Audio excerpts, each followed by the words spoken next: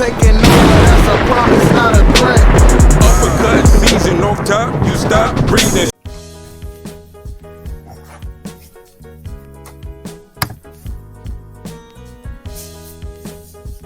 Yeah. What's good, y'all? Welcome to another episode of Real Talk, where as always, if shit's real, we talk about it. Yo, I'm your host for tonight, Pat Scorpio, New England representative. And as always, I got my man with me. I'm gonna let him introduce himself.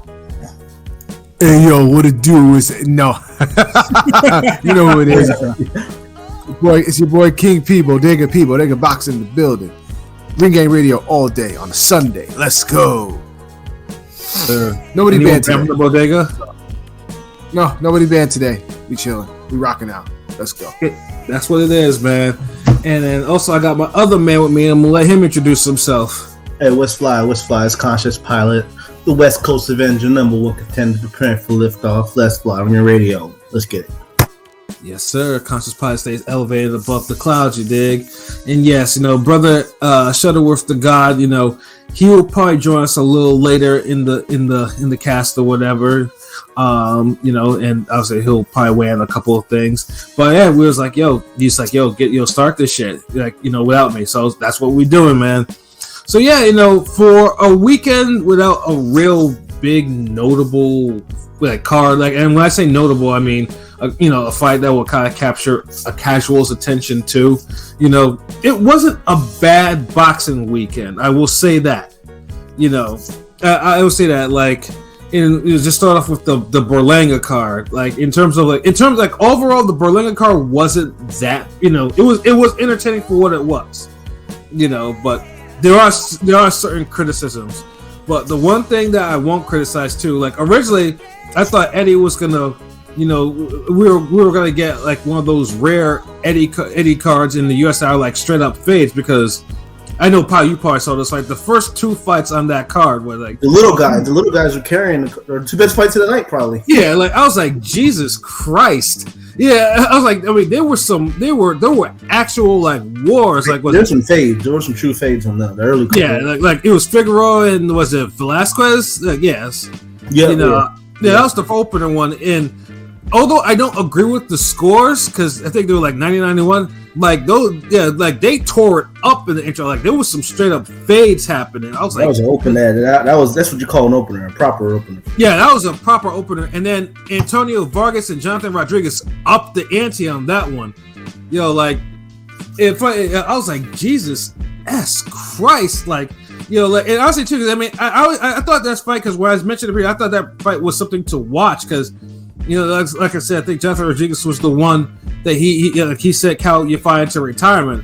But they were hitting Vargas went down to round one, and then Vargas, I think he went down, and Rodriguez kind of uppercutted him and lost 2 points. And then Vargas got deducted 2 points for hitting Rodriguez when he went down, and then Rodriguez went down twice in the fight. But yeah, they were straight up fades, and then the last combination, it was funny too, because Vargas walked towards Rodriguez, and Rodriguez sat him down with a right with a 1-2. It was sickening. I was like, yo, this fight should be over. But he got saved by the bell, and I was just like, yo, there's no way in hell Rodriguez corner is gonna let him out, and I picked Rodriguez to actually win that fight too, because I thought he would. But I was just like, it wasn't easy. It wasn't easy. No, hell, it was not easy. Rodriguez was just getting slowly. After he scored that initial knockdown, which was a hard overhand right, he was just Rodriguez got although he had heart, he was just getting lumped up, and it was too much. His father had to pull him out. Because the only thing that was going to happen was he was probably going to get stretched out for the count. Pause. So, but yeah, no, that I was the first two fights, I was like, yo, this might be a fade affair, and then kind of the third fight kind of brought things down to earth a little bit with Shakram Gayev and Pablo Cesar Cano, and. Again, I've seen, me and P saw Gayev in New Orleans, and he stunk it out ridiculously. Gayev sucked. Is it me or he has like that temperament? I'm not saying fighting skill, talent wise, but like isn't he like similar to on Andrade in the sense where like okay, he gets a knockdown, he hurts the guy, but then he just goes on cruise control for the rest of the fight? Because every time I see him, he sucks. Like it's not even the temperament. It's just the way he puts punches together is like not very good. Like if he can't hurt you, it's like he's not going to do much. And then even when he hurts you, he's not a great finisher. He can't finish people. Yeah, he can't finish it. Yeah, that's the thing. Like, in the funny thing is too is like, I mean, I'll say because I remember when P was talking about, put money on chapter 1 through 4, and because if he doesn't get you in those rounds, then the fight's gonna go the distance. And just look at his record, like all his KOs, with the exception of one, are within the first 4 rounds, and the only one that past 4 is a 5th round stoppage. Oh, yeah, 5th round. Yeah, but I'm like. The reason why I was doing 1 through 4 for Giasov is because Kano is older. He's gotten knocked out many times. The last time he got knocked out by Zorilla in 2 rounds. So I'm like, but he came back. Didn't he have a knockout recently? He got an upset KO kind of on Pro Box, I think, his last time out. So he was kind of on the up and up in a sense. He knocked out Zachary Ochoa. Yeah, he was there to be. I mean, he got dropped early, but I felt like Giasov kind of got dropped. They didn't call it, but he kind of got. Dropped. He did get dropped, but they called it a slip. He called it a slip. But Giasov bullshit. That was a bullshit call. He definitely got dropped. He did, and Giasov, I just feel like the first 4 rounds, dude is offensive, but it just seems like after the 4th round, he just lacks imagination, and then his defense is like laughable, like. I don't know. He tries to be out some Roy Jones, Amir Khan type of shit with his defense. It's just like it's not working. It's just like in Kano, and like I said, Kano has been through the work. Like Kano has faced has faced the who's who, like, and he even knocked him down with a body shot, and he could have put dude away. But he just. That was a little weak. That was weak. I mean, I was talking about Stanionis because him and Stanionis are probably. I mean, that's a tune-up. Even though Stanionis ain't fought in a couple years, that's a tune-up for Stanionis, in my opinion. It is, and because there's nothing about Giasov that makes me think he's going to dent Stanionis. Because if you can't even, because he couldn't even dissuade Kano from actually stopping. Like Kano was landing some good rights here and there too. I was praying for the upset, catch him with something. Like I really wanted him to go, to go away, but. I think there was an incident with Kano, like he had that ankle, he suffered an ankle injury, and then he couldn't continue because apparently it was a broken ankle, so they had to go to the decision cards, of course, Giasov won. But I try to see it with that guy because he did he had that fight with Christian Gomez, which I thought was a hell of a fight. It was a distance fight, but it was an entertaining distance fight because dude was getting lit up a lot. But he was still handing out punishment. Yeah, but like P said, I don't see it in that guy. Like I try to, but yeah, he lacks something. He lacks a lot of things that I think will take him to the next level. Certainly not against a Stanionis, but the only reason obviously what they eliminated with Stanionis is the fact that Stanionis hasn't fought in 2 years. That's the only thing. But even then, I think that's not. Bro, it don't matter. He'll still beat the shit out of him. He'll really make Stanionis look like One Punch Man. He'll knock him the fuck out. Like, he will get bodied. He's not. He's one. I always feel with the Kazakh style guys or whatever. Cause I think Giasov falls in that right. Isn't he like a Uzbekistan or something? Or no? Yeah, he's Uzbekistan. I thought he was Indian. Yeah, because he's a little darker. But I feel like he falls, there's either those killers or the Beck the Bully types. I'm just saying, he's more of the Beck the Bully type. And I'm not saying Beck's not a beast. I'm just saying he's not invincible, one of the invincible Kazakh style guys. That's all I'm saying. Yeah, no, he's definitely not. Like, I don't think he is at all, man. But yeah, it's just like, Yeah, he's not it. Like, I've tried to, but yeah, I'm not sold on dude. Like, dude is going to have to go through a lot to try to impress me again, but just watching that fight just brought back, one of the few bad memories of New Orleans. You know what I mean? It's just like, and I was just like, yeah, nah, this guy ain't it. I will say though, the co-main with Andy Cruz. Now I know most people got on Andy Cruz because he didn't stop, dude. But truthfully, I don't hold. I mean, I'd say that it was a temperament. If he saw Zamaripa, if he stopped him, that would have been great. But Zamaripa had never been stopped before. But then he was surviving too. You know, every time he got rocked, he would instantly. Yeah, he fought. He fought what's his name, Angel Fierro before, and Fierro can punch. So, you know, say he withstood it. So it is. He got to fight Fierro next. Yeah, but what Zamaripa used to do was like every single time Cruz like lit him up too much, he put him in a fucking headlock. Like it wasn't not even just clinching; he just put him in a fucking headlock, and he did this multiple times. That was the shit that was pissing me off. Because the referee wasn't calling it. I was like, yo, like, he's not supposed to put him in a bulldog headlock. Like, yo, you gotta let him do it.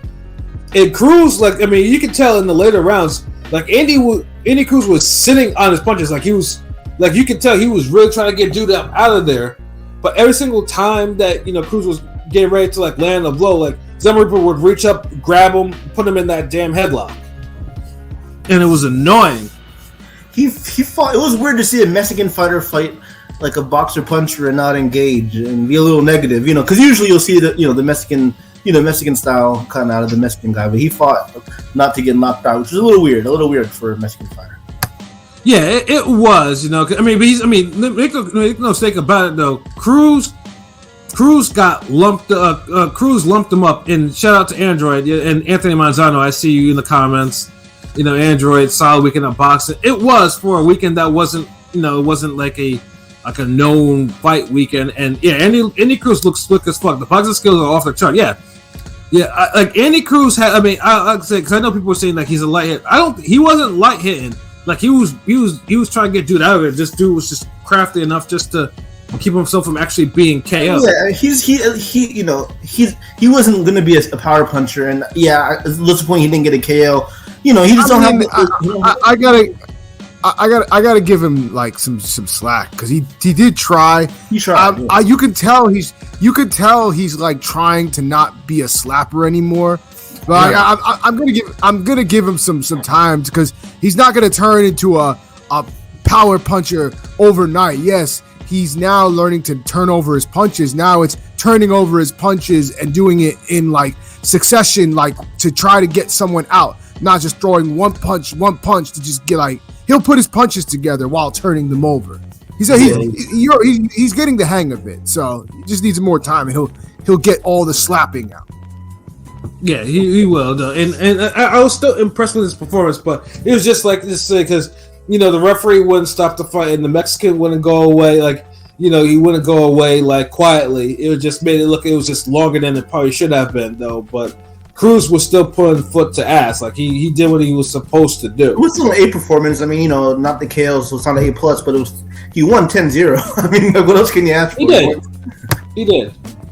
You know, and you can tell. You know, the crowd. I mean, he has a little. You know, the crowd was into his entrance and everything like that. So you know, dude has that charisma that you know that you can tell that's going to carry over. You know, as far as it's going to go, especially obviously, you know. You know, with his never-ending feud with Keyshawn Davis, so it's like it's going. It's you know, all these fights are you know they're gonna be there waiting for him though. But yeah, like I mean, outside of the fight, just going a distance like that because you know I don't fault Andy Cruz at all. However, though the main event though, I'm sorry though, but I mean trash. Yeah, fucking trash. Trash. Berlanga is trash. Like if this fight doesn't say that Edgar Berlanga is trash, I don't know what the fuck fight will. Like this fight was trash. Like this dude had to fight dirty, like dirty against McCrory. Like because he got front because McCrory was frustrating him early, so he was throwing. He threw a headbutt. He threw an elbow, like low blows. Like them PR specials was going. Like Berlanga was on a strap on his bullshit that night. This fight confirmed. Hey yo, hold on, man. God damn, I ain't gonna just keep sitting here and motherfuckers don't acknowledge me. God damn it. What up, LB? What up? I mean, yeah. I was gonna see if like these niggas. I know these niggas now gonna go into the next fucking fight and don't say nothing. Like I was gonna like y'all can finish up that. Like these motherfuckers literally like what the fuck? I'm breaking my neck trying to get here. Like the fuck? Smack the shit out y'all niggas. What's good? Ring gang in this motherfucker. Let's go. There you go, nigga. You could insert yourself, nigga. You pause, nigga. I ain't inserting myself, nigga. Yeah, y'all niggas just talking like nah, cause y'all motherfuckers always get introduced. We introduce y'all niggas when y'all motherfuckers be late. You be like, oh, okay, hold on. Oh, okay, we see King P's in here. Oh, pilot. Oh, hold on, Pat don't be late, but y'all get the drift. Shit, here I'm sitting here. What up, LB? I acknowledge you. Okay, thank you, my fellow light skinned brother. Damn. Shit. Anyway, what I was gonna say was. Like, this fight confirmed to me that, like, Berlanga is basically a super middleweight version of Victor Ortiz. Like, bruh. Whoa. Now we sitting on Victor Ortiz, nigga. No, in the sense of, and I'm going to tell you why. No, I'm going to shit on him. Okay, because he's the type where he's got some, like, fundamentals. Like, he's, like, can do everything mechanically right. But when things get tough and there's some adversity, he starts getting he just folds. Like he just gets dirty. He just doesn't, he can't deal with pressure. Pause. Like in any type of way, any type of adversity, he resorts to roughhousing tactics. Like anytime. You could tell he doesn't know what he's doing when it's time to I agree with that. I like now that you explained it, I guess what initially made me disagree with you is just the baseline foundation of Victor Ortiz and Berlanga is like almost worlds apart. Like you almost have to be like world class to at least piss Victor Ortiz off or throw him off. Like Berlanga hasn't even gotten to that level. No, like you could be a regular nigga. You might could frustrate Berlanga at this point. Like. And it's like, honestly, it's his power, like his quote unquote power that kind of like, with him, he has, maybe it's me. When I watch him fight, I feel like he comes in with the mentality of, I'm going to clip you before you clip me. And it shows. That's a good way to put it. Yeah, that's a good way to put it. Yeah, god damn, nigga, you spitting. Damn, see, when I'm late, motherfuckers start spitting. Like, I need to be late all the time. This nigga King P in his bag, nigga. Like, okay, like, he does fight like that. You right. There is no reason why fucking Paddington or whatever the fuck his name was should have been getting off that many shots at him. Like, and dude didn't even have power like that. Bro was. He has decent power because he was kind of spooking Berlanga. Like you could tell, like that left hook that caught him after that counter. Yeah, that's why that nigga was fighting dirty. Like it took 2 rounds. And Berlanga's fighting dirty. It seems like that's going to be something we're going to see, as this career. Because we saw the bite, obviously. Then there was a blatant elbow, like you know what I mean. Yeah, like, he was like dude was dirty, and then the low blows, like it's like he was like. He's not crafty enough to sneak an elbow in like Holyfield or Tyson Fury. Yeah, dude. Like, that shit obvious as fuck. It's a fucking boombok, nigga. But it's like, dude, like Berlanga was walking into those shots. He was. Like, Because dude, Corey isn't special. I mean, and I bet on him, but I feel like this: if Berlanga didn't get rough, like start doing unraveling and start fighting dirty, he would have lost that fight. Yeah. He made a business decision. He was like, all right, you know what? Fuck it. I'm going to throw it back. Because it did throw Patty off. It did throw Patrick off. It did. It reminded me, okay, I'm going to throw this motherfucker back. And you remember in Ipo when the damn amateur kid had his first fight? His first pro fight? And he was fighting that Jobber nigga? And the dude and his manager was telling him, like, look, dude, you already, like, got a losing record. If you lose this fight, that's it, nigga. We throwing your gloves away. Like I'm not promoting you no more. That's it. And dude was like, he was getting spooked. Like, oh shit, fuck that. I can't lose it. And so the jobber goes out and he fights the damn amateur kid, who was like an amateur star in Ipo gym. And the dude the kid is boxing him up. But then he's like, man, fuck this shit. He started remembering what his manager said. So this nigga started fighting dirty elbows and. Mm-hmm. And then he ended up winning, and it's like, damn, like you don't know these conversations. These niggas is like Berlanga. He like, look how Eddie was talking, son. Yeah. You knew if he struggled again, that's it. It's over. He had to win that, and that's what I feel like he did. He just did whatever the fuck he could to win that. Before the, after Andy Cruz fight, Eddie's like, he needs a KO, and you never hear Eddie say. I mean, you never hear Eddie. He never, dude. Eddie Hearn never gets that fucking deliberate and on some like he needs a KO, preferably in the middle rounds. I mean, remember he did say, well, Eddie Hearn said this shouldn't go past 6 rounds. Because usually Eddie will say. Did Eddie Hearn have money on this? Something. Usually Eddie will say something without saying it. This time he just like, this nigga needs a KO, basically. Yeah, basically. He just fucking. I mean, next thing you know, he would just put a sign up like, yo, KO this. We can't sell a Canelo potential fight if you don't KO this. Yeah, exactly. And dude looks shitty for the first 3-4 rounds anyway. Like you can't even sell a fight with damn Johnny Beck right now, bro. Like let alone a Canelo. Yeah. Andre in a comeback fight would beat this dude. I felt for McCrory though, but I mean with McCrory, like he should. I mean, I know his temperament probably wasn't to get dirty back, but he needed to. He needed to throw a headbutt. Like he needed to do something deliberate to let him know because. No, you can't. A Puerto Rican. He's gonna once he starts doing that shit. You gotta return that shit. Just feed Pacheco already, bro. Just let Pacheco KO this. Yeah, dude, I would have just fucking tackled this nigga. Like fuck it. Like if you fight that dirty, like nah. Like we're just gonna. I'm gonna just turn into Fresco Kendo, dude. Fuck it. Yeah, and like this shit, like his shit, like I was like, damn, like McCrory's a better man. I would have body slammed that dude, like for that. That's why I know your ass.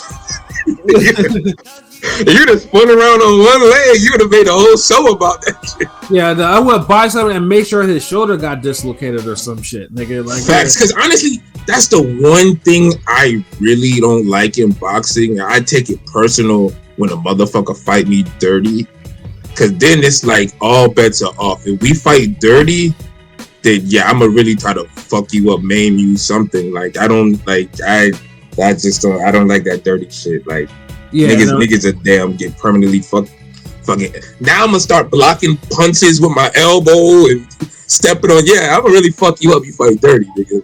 Like, and Berlanga was really trying to act like he did something. I'm like, bro, like yeah, I mean, nigga, no one. Like, you can say you want Canelo, honestly, Eddie. I know. I don't know if he could beat Canelo's brothers at this point, nigga. Right. Like, get the fuck out of here, like, dude. But yeah, go on.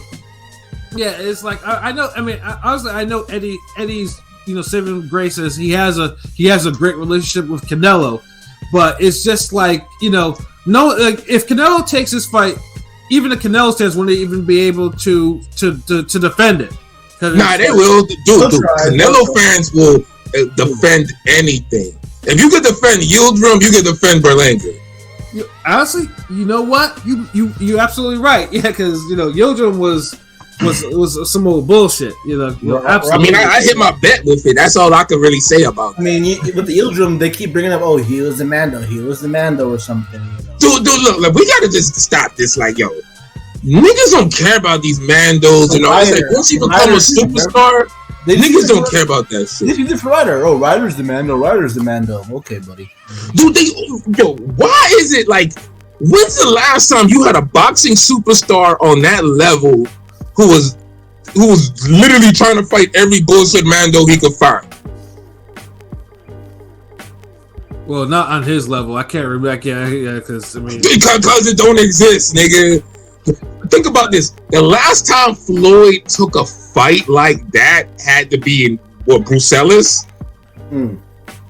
Think about that. Yeah. I can't think. I mean, was Berto a Mando? Maybe Berto, but that was like they were towards the end. I'm not even talking about a Mando. I'm talking about like a level where it's like, come on, bro. You're not even fighting a world class dude that just I mean, all these niggas. See, guys like Berto, Sambe, Mitchell. At least you can say they world class. They was champions.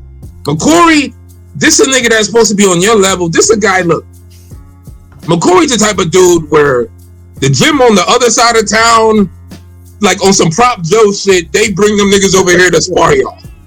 Facts. Like you're honestly supposed to beat that dude. It's like literally He's your equivalent of the niggas that y'all got on this side. He on the west side, Right. and they just brought him over one time, and you struggled the fuck out of that with that shit. And but, oh yeah, salute to everybody in the chat. I know I'm late. Yeah, What up, Rome there and Miss Rashid, salute to you.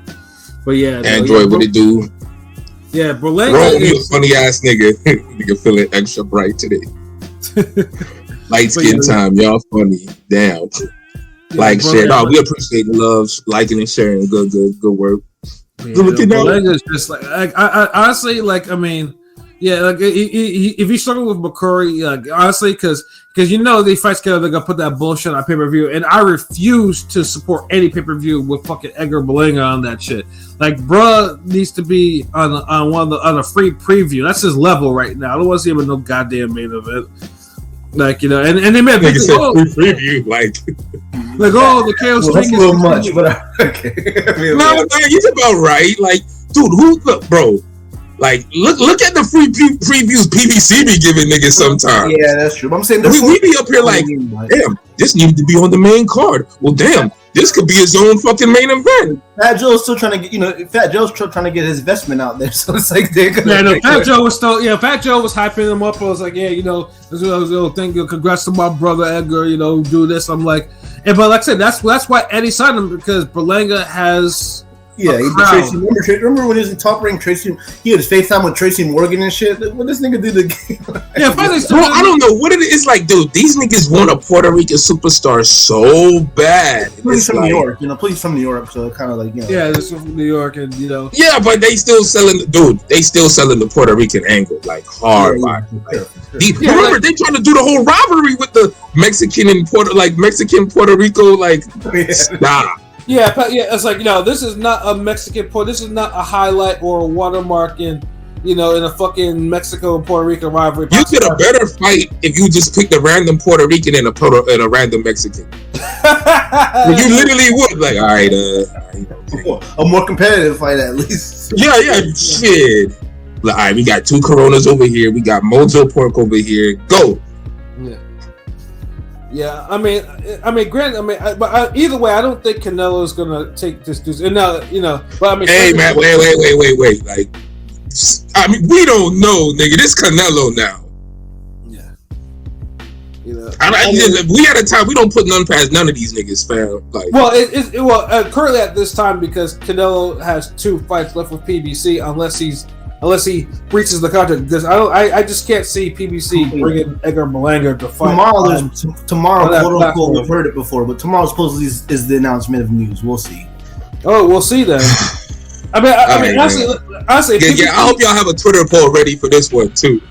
I mean, honestly, if PBC decides to, it's either if Canelo decides to, to say, oh, hey, look, I'm going back, I'm gonna go do what I've been doing before. I'll go fight with Eddie again for a couple of fights and do that. And then I'll believe that Berlanga fight is really in the works for something that can be possible happen. Yeah, I don't believe that. I don't believe that's in the works. It's just gonna take. They was selling it too hard for it to be in the actual works, but I don't put none past these niggas, man. Like, because when it's about preserving Canelo's legacy, these niggas will go all out. Like, remember, they turned the damn a 117, 111 fight into a 115, 113 for Bivol. Like, all three. Like, that's insane. All 3. Nasty. Like, damn. Like, really? Like, all y'all niggas saw the same shit. But yeah, no. But I mean, overall, as an event, though, I mean, it was one of Eddie's more entertaining U.S. based cards. Because usually for what it was, though. But Berlanga, like, I honestly, I hope Eddie gets an investment return on Berlanga in some fashion. He won't, bro. Because, dude, like, who? It's like they're not trying to look. They're trying to really just. I think Android posted up the little meme where the nigga on the stair steps. The staircase. Like, they're literally trying to like skip the whole line, and it's like at super middle. Look, if it's just, I don't know what they're gonna do with this nigga. I just don't know, because it's Berlanga. He's at the level where, like, if he was in a more dangerous division, he would have lost already. At least pull Rosado out of retirement, get the Puerto Rican versus Puerto Rican thing or something. I don't know. God, no, man. Let Rosado chill, bro. Yeah, I'm saying, You as bad as these niggas. Like, you know what? We could bring back Rosado. Fuck it. You know what? Let's just bring back Felix Trinidad. Android said, I think it's going to be Bud. A part of me feels like it's going to be Bud as well, because you see Bud's training. He's talking about it's going to be an American. Canelo already said, I'm never going to fight Bud. And it's like, bro, who else are you going to fight to get this money? Like, Charlo, but Charlo's not available, so he wants Charlo bad. He wants Charlo bad for whatever fucking reason. because Charlo is so unavailable. That's why he won him. But they're reporting that PBC won't fully guarantee Canelo the money if he fights Charlo. Like, they would rather it be. It's the whole DAZN thing again. Am I tripping? Crawford's more competitive fight than Charlo. Yes. No, I mean, as much as I can't say that. Because of size. Yeah. I mean, size, and he's going from 147 to it's insane. I can't say he'd be more. Do I want to see a Charlo fight with Canelo? Yeah, if Charlo was active and everything, but now, no. But even then, I just feel like his size and his temperament would at least let him go all out or make a push for it before whatever happens. Mm-hmm. But Crawford's skilled. Like, anything can happen when you got that level of skill. So, I'd rather just see the Munguia fight. God damn. Yeah, and it's outside of Benavidez, which of course they've all confirmed that Benavidez he's not facing Benavidez. It's the only fight in which is said that actually has heat, and this is the motherfucker's a whole undisputed champion. So it's just this the most blatant duck since when he ducked Golovkin. It's the biggest duck of 2020 so far. I don't care what you want to say. Yeah, out of the 2020s, yes. From 2021 to now.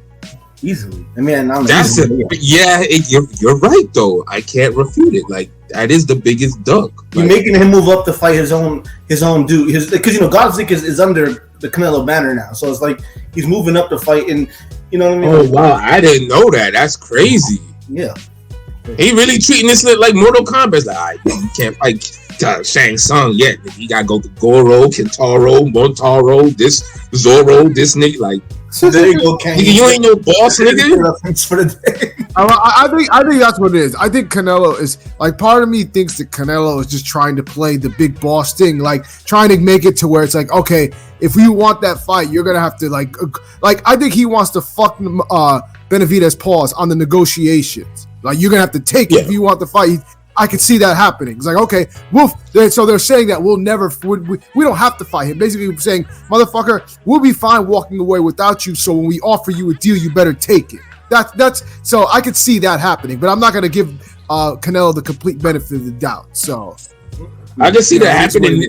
They're already trying to do that, but the thing is, this is one of those instances where boxing media has to really hold Canelo accountable if you don't fight Benavidez. And even right now, it's almost like, dude, you're like really dragging this situation. So he really has this year to fight this dude, because if not, it's his legacy. Like, ain't gonna mean shit to me. Like, the boxing gods is really gonna like do this nigga up. So. Well, I mean, we'll see what happens come September. I don't believe Samson's fucking thing of, we offered Canelo $55 million. I don't believe that either. I don't believe that because Samson always tells ducktails. Plus, you're not gonna offer Canelo nothing. Like, what I've learned, what I've kind of learned these past couple fights is now what Canelo's doing is his fights are being subsidized. I don't even think he offers his opponents anything. He's just gonna fight for the highest amount of whatever PBC or whatever promotional company wants to pay him. Basically, his fights are subsidized. So they have to. It is what it is. Because he's in demand. They want, that's like, I mean, he's not really in demand like that. Look, Canelo, there's Canelo fights on demand, but Canelo's not really in demand. Like, dude, if Canelo didn't fight the rest of this year, nobody would care, because he's not fighting Benavidez. Right, and just bring back full circle. Crawford, the only lifeline he has, honestly. Yeah, because I never like, just to bring it back. I just don't want to ever hear Berlanga and Canelo being a fight that's being mentioned again, like ever. Like, not until Berlanga can actually ups his skills, his work rate, and his body. He better off just fighting Munguia on some like, yo, whoever wins out of Berlanga and Munguia get the Canelo fight. And honestly, I'd be good with that because at least it would be someone that at least that would be because either that or even a Diego Pacheco. Like, you know, these are the fights right now for Berlanga. Like, he's dangerous. He don't get paid like that for that. Well, I'm high on Pacheco. Even though I feel like Pacheco needs to get a little bit of his man strength, he would KO Berlanga. I think he would. Yeah. I mean, McCrory would have lined him up late if he didn't get frustrated and fouled. Like Berlanga, just you see what Lubin did to this nigga in training. Like, he dropped him bad. Yeah, he dropped. People can say, "Oh, it's sport." Look, nigga. There's no way you could play a fight. Like, I don't like sparring is still a fight, nigga. I don't care what you're working on. You're not working on losing, right? Right. Then what the fuck? So if you get your ass whooped in sparring, that shit count. You can't unpunch yourself, nigga. Right. So all this shit about, well, you know, sparring, you know, nah, nigga. Then all right, let's beat your ass in sparring, then, nigga. Now what? Let's see what we learn and find out there. Let everybody in ring game just get 3 rounds with you, then, nigga. Like the fuck, man. Like, sorry ass nigga. Like, I'm tired of this fucking Berlin. What else we got to talk about? This mid ass motherfucker, like. Yeah, no, we definitely had to give him some bars, man. But